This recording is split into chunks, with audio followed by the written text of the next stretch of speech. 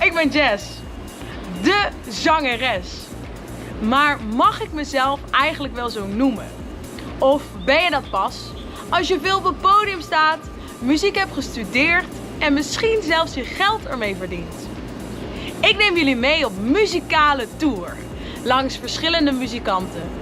Hoe zijn zij gestart? En hebben ze tips voor de beginnende muzikant?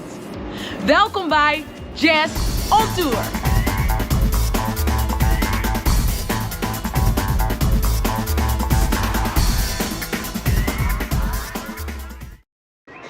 Hi guys! Today's episode is in English because we're gonna visit a friend of mine. He's from Brazil. He's a DJ and producer and lives in Eindhoven, and he has his own record label called House Feeling, with the focus to release and promote the great house music artists. This is Bruno Z.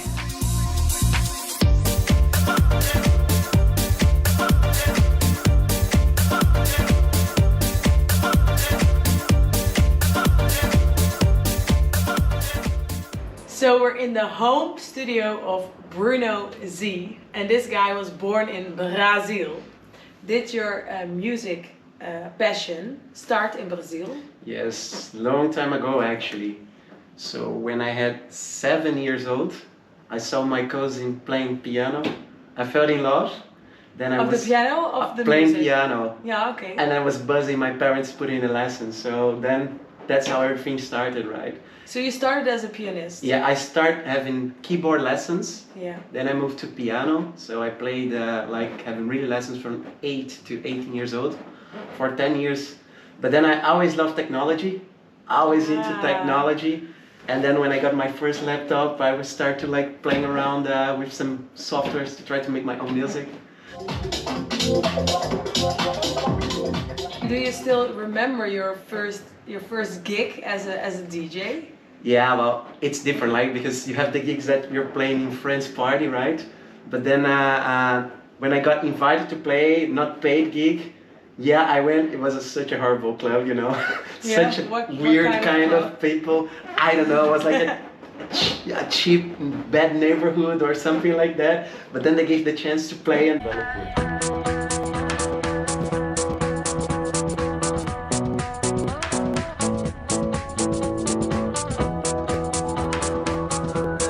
At what point you called yourself a DJ? Well, I think everyone that is able to play those devices, it can be a DJ, right? But then when you're playing very frequent, then it became like, well, it's for real, it's a DJ, right? So for me, it was, I think in 2012, when I first played in a club, and then the owner liked it, and then he was inviting me very often to play there. It was a club in Brazil? It was a club in Brazil, Yeah. in my hometown, yeah, exactly. And then once a book agent looked at me playing, and then after I finished my set, he approached me and then, oh, let's have a meeting, I like it. So then we had a meeting and say I wanted to be part of my casting. So when we signed it, then it became real, because I had like a booking agent, so booking in the places. And they contacted a club that was about to open in my hometown. And then I became resident DJ there, and then I was playing every Friday. And I was playing before very big DJs.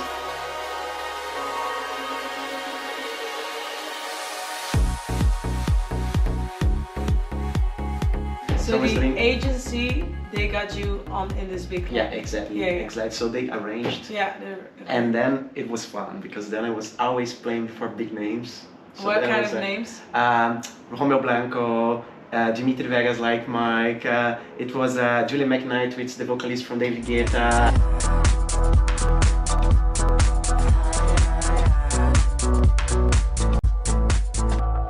What kind of skills do you need to be a DJ? Well, I think knowing the audience is truly important, right?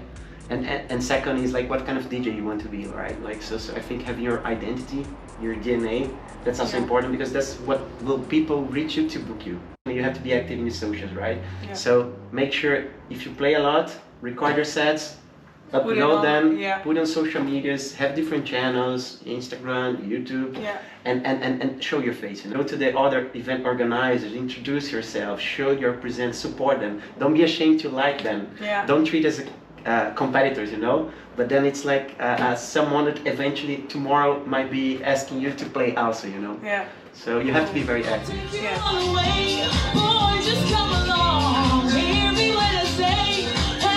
So when you were 17, you started as a DJ and you were preparing your gigs. What is the difference now when you prepare yourself? Well, one thing that I say that didn't change is the butterflies on the belly, you know. It doesn't matter after 12 years playing or even 13 years, it's still the same. So you always nervous or excitement, right? Excitement, yeah, but also a bit of nervousness, right? But then I think 10 years ago I didn't have the feeling to know the audience very well. And I think it was just going with my own thing, like focus on myself. Okay, this is my music, I'm gonna play my music. But now, being more professional, you also need to be flexible to have the feeling, right? So then having a good material with you, that's very important. So what I normally do, because I have thousands of musics, I really know the club or the kind of people is coming, so I kind of pre-select some material. Yeah. I never have like a set ready, but I have like, okay, this is a fit for this kind of venue. So you have a lot of songs and then that I put it there and say, on spot you just pick the song.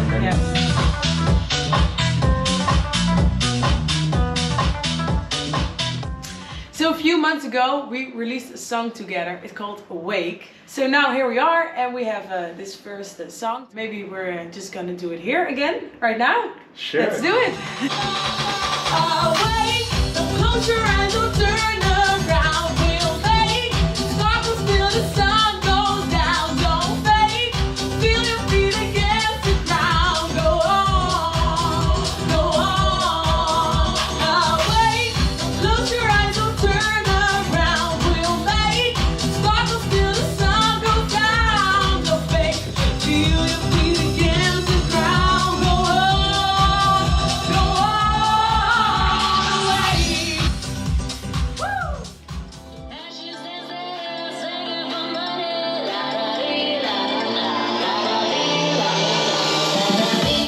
La-da-dee. So my last question, do you have one big advice for the people who want to start as a DJ? Never, ever, ever give up.